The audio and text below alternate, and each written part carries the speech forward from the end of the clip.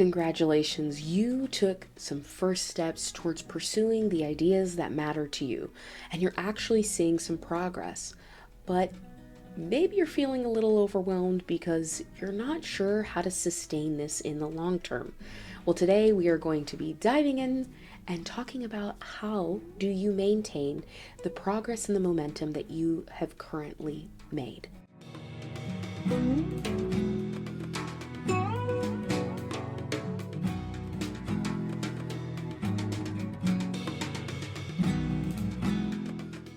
Hello, friend and fellow adventurer. Welcome back to the channel. My name is Kayla. I am a multi-passionate creative, or as I like to say, a modern Renaissance day woman. I am pursuing all the things, and I like to share my creative journey with you to hopefully inspire yours. I'm currently on multiple side quests, one of them including self-publishing a fantasy duology next spring, summer, if all goes well, along with a semi-irregular podcast, this YouTube channel, and a lot of shenanigans on Instagram, Threads, and considering a Substack as well. Before we move any further, I want to say a huge thank you to my patrons. You are amazing. You are so encouraging to me. I am so glad that you believe in me enough to support me and show up at the Rooted Guild over at Patreon. If you're interested in more of the behind the scenes content, the nitty gritty, like the video I just filmed called Confidence Doesn't Have to Be Loud, you can head on over there and check it out. There's some exclusive content. I have a resource library for creatives, and then you can also get first dibs on everything related to my upcoming fantasy duology, the first half, Wrought in Iron, which, like I said, hopefully if all goes well, May of 2025. If you're just joining us, we are in a series where I am diving deep into my Sidequester strategy guide. It is a flexible framework that I created for cozy creatives to move their ideas from thought into action. It is an anti-hustle approach to time management and organization. It's a tool that helps you visualize your creative process. There are 6 phases, and today we are in our final phase, and so I'm going to give us a quick recap. If you've been here this whole time, then you can feel free to skip forward to the next chapter. Phase 1 was our brainstorming phase. This is where we learned to take the limits off your brainstorming. We stopped filtering. We stopped worrying about, is this a good idea? And we just worried about getting the idea out of our brains, which brought us to phase 2, our catalog phase, where we learn to value our ideas enough to actually capture them in some way, shape, or form. Then we moved to phase 3, which was our store phase, and we discovered what are our no ideas, our not now ideas, and our now ideas. And then we took those not now ideas and we archived them so that we could actually move forward on some viable options, our now ideas. Then we moved to phase 4, which was our prep phase. That is where we visualized where we wanted to go. And not only did we visualize where we want to go, we considered the journey from where we are now to where we want to go and what we wanted that journey to look like. And then we dove into phase 5, which is our craft phase. This is where we actually do the thing. And we paved a pathway to your own productivity in a way that works for you. And then today we move into our final 6th phase, our refine phase. The main concern we are wrestling with today is, now that you've made some progress on your ideas, how do you keep it? If you're anything like me, then if you start making progress on your ideas, sometimes I forget to stop and actually analyze, what's working, what isn't working.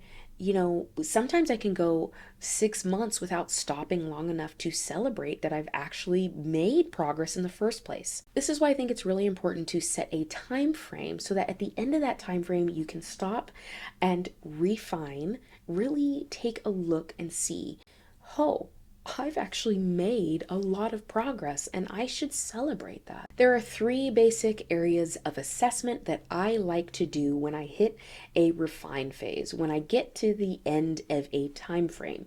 Again, for me, that's generally 90 days. Sometimes it can be shorter, sometimes it can be longer, but let's say that you set a time frame for 90 days. At the end of those 90 days, I like to sit down, get comfy and cozy, and go through these 3 areas of assessment and reflection. The first question I like to go over is what worked. It's as simple as that. When I look over that 90-day period or whatever that time period is for you, what really worked well? What can I look back at and say, oh my gosh, like I actually saw growth. People were commenting, people were engaging, people were purchasing, people were giving me some sort of feedback, numbers were going up. What really worked well? And remember to consider things outside of monetary and metrics around numbers, because sometimes those don't fully reflect other areas of growth. Think about your energy levels, think about your peace, think about the needle on your projects. Also consider that. Consider how you felt. When I'm considering the things that worked well, I like to go a little bit deeper and ask myself, is there anything that I can repeat? Like, are there any patterns that are repeatable? If it worked really well and it's repeatable, that might be a rhythm and a routine that you need to go ahead and set in stone. The other thing I like to consider on the items that I'm observing went well, what worked well, is there anything that I can delegate? Now, if you're on a tight budget like me, sometimes you can technically delegate, but you don't have the money or means to do so. I also like to just clock those because sometime in the future, I will be able to delegate those items. If it's working well and you could teach or train somebody else how to do that, that is an item that you can delegate. Keep an eye on that. If you've got the money or means to go ahead and delegate it, I encourage you to go ahead and delegate it. Free up some more time, both actual time and mental clarity in your head as fast as possible, unless you just really, really love doing that task. So again, sit down, consider what worked. The next question I like to ask myself is what didn't? What didn't work? In any project, any idea that we are moving forward on, you are going to hit resistance, and not all resistance is bad, but there are going to be some things that you realize along the way, you know what, that really didn't work. I gave it a shot and I found out, people didn't like it, didn't get comments, nobody bought that, and those aren't necessarily always an indication that you failed, but those are telling you, that's information that's telling you something. So what didn't work? And then again, I'm going to dive a little bit deeper and I'm going to say, is there anything that I can let go of? Whatever didn't work, is there something that I can let go of? Is there something that I just need to quit entirely? Don't be too quick to quit or to let go of something simply because it didn't work. But if you've tried this multiple times, you've ran through this phase, this refine phase multiple times, and this continuously is something that doesn't work and you don't want to do it anymore, can you let go of it? Is this something you just need to say, yeah, I think I'm done? The flip side to that is to consider, are there areas in which I can pivot? So maybe something didn't work. Maybe the numbers weren't there. Maybe the engagement wasn't there. Maybe people weren't commenting. There wasn't a response to what you set out to do. Maybe it didn't work. Maybe it's not that you need to let go of it or quit. Maybe there's just a pivot. Maybe you need to change something. Maybe you need to adjust something. And now you will see how the brainstorm phase comes back into play at this point. This is why it's cyclical, and we'll talk about that in just a moment. But when we get to this refine phase, we're going to take that kind of bucket of things that what didn't work, and maybe even some of the stuff that did work, but what didn't work, and those ideas are generally going to get plopped right back into brainstorming, because then we're going to get into brainstorming mode of like, okay, well, what can I pivot? What can change? That's going to lead naturally into another brainstorming session, which is going to bring us all the way back around the strategy guide. Surprise, surprise, you've made it. So again, that second question is what didn't work? And then finally, and potentially the most important part of this assessment, is to ask yourself, what can I celebrate?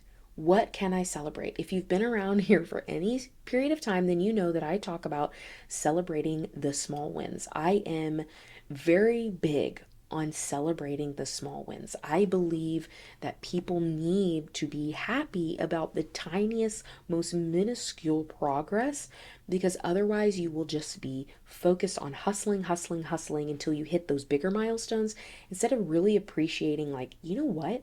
I got up and I wrote consistently 3 times this week, and I was able to hit my word count of 100 words this week. Now, for somebody else who's writing 10,000 words a day, that's going to feel like a dumb thing to celebrate. But you know what? I do not even care. You need to celebrate that, because writing 100 words in a week is better than your last 6 months of not writing anything because you felt like you couldn't write enough, you weren't good enough, you didn't have anything, you weren't ready, you didn't have anything in place that was ready enough to keep moving forward. I literally don't care how small your victory is. I want you to celebrate it. I want you to celebrate every small victory, because those things will build up over time. That's going to build up your confidence. That's going to build up your morale to keep moving forward past those points of resistance that are really hard to push through. When you are celebrating those small wins, I want you to make it memorable. If you're on a budget, do not worry. It doesn't need to be massive. You don't even need to spend money on it. I just want you to make it memorable in some way, shape, or form. It could be as simple as, I'm going to go for a walk and I'm just going to decompress and think about that win, and I'm just going to celebrate the fact that I made progress. It doesn't have to be fancy. It can be fancy if you want it to be fancy, but it doesn't have to be fancy. For my birthday, I got my fingernails done. I can't always afford this, but you know what? I had a good year. I made progress, and I wanted to celebrate the fact that I'm 35 and I'm working on things that are important to me. Have I made a lot of progress as far as metrics, traditional metric wise numbers? No. No. However, I am more courageous in putting myself out there. I'm pursuing the things that matter to me. I am going after various art projects and having fun. So I wanted to celebrate, and this is how I celebrated. Now, this is not something that I can afford to do all the time, but it was a way in which I wanted to be memorable. Well, friends and fellow adventurers, we have made it to the end of the Sidequesters strategy guide. I really hope that this was helpful. It was certainly helpful for me to practice again teaching this, and I think maybe this will be something I re-record every 6 months or every year just to practice and get better, because even as I was filming this, I refined some things and made it a little bit better, made it a little bit clearer. So ultimately, I hope this is helpful for you. My goal is one day to create this really big book that is called the Sidequester Strategy Guide and has all of this in here. I actually have multiple more layers that I've created for this strategy guide, but I wanted to get the most basic out there so that when I'm talking about it, I can reference it. So thank you for letting me practice with you. Thank you for letting me put this out there. And please let me know if this was helpful in any way, if this is something you would like to hear more about, if you would like me to dive deeper on different topics. If there's something you want me to dive deeper on, please let me know in the comments, because I'm trying to create videos that you want. There's a lot of stuff that I would like to create, and certainly I will do some of that because I want to have fun, but I also want to create things that are actually going to be helpful and actually going to be useful to you. The thing that is great about the Sidequester Strategy Guide is that it's cyclical. It's built that way because our life is rhythmic. Our life works in seasons. I know I've reminded you on every video, but I want to remind you here at the end that everything is retrofittable. You can take what works for you and you can leave the rest. If you've watched this video and realized, you know what, I really only want to use 2 phases, by all means, just use those 2 phases and leave the other 4 phases out. The goal for me going so deep into this is that so many of us have been programmed to think a certain way about time management and organization.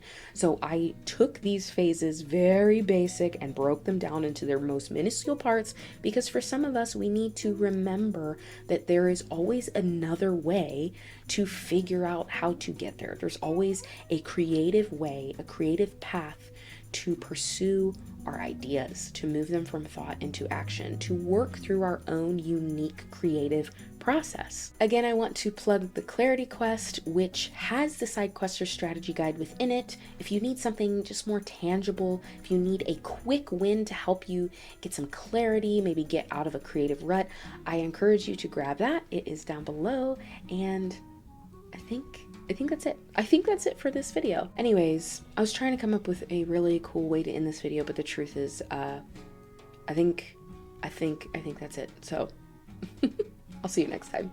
Bye.